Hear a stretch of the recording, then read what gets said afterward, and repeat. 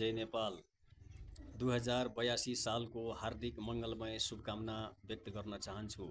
तपाईँ स्वदेश तथा विदेशमा रहनुभएका तपाईँ तमाम नेपाली दाजुभाइ तथा दिदी बहिनीहरूलाई चाहिँ कुनै किसिमको रोग नलागोस्, कुनै किसिमको दोष नलागोस्, सबैलाई दीर्घायु होस्, सबैको कल्याण होस्।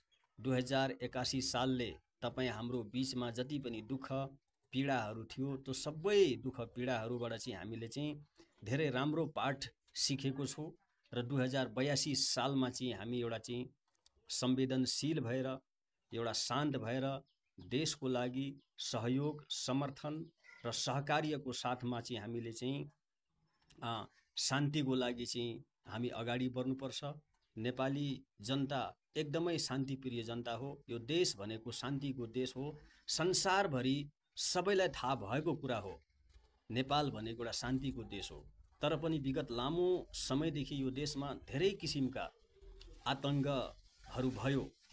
यसमा चाहिँ तपाईँ हामी जोबाट जे गल्ती कमी कमजोरी भएको छ त्यो सम्पूर्ण गल्ती कमी कमजोरीलाई आत्मसात गर्दै 2082 सालमा चाहिँ हामीले चाहिँ देशको लागि केही राम्रो गरौँ, गाउँको लागि, समाजको लागि र आम नेपाली जनताको घर घरमा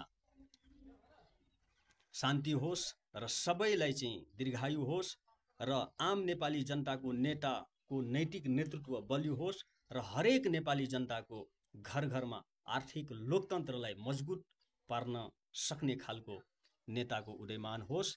त्यसैले यो नेतानाथ च्यानल आज 2082 सालबाट सबैलाई चाहिँ जारी होस्। हस्त धन्यवाद। जय नेपाल। Happy new year. जय नेपाल।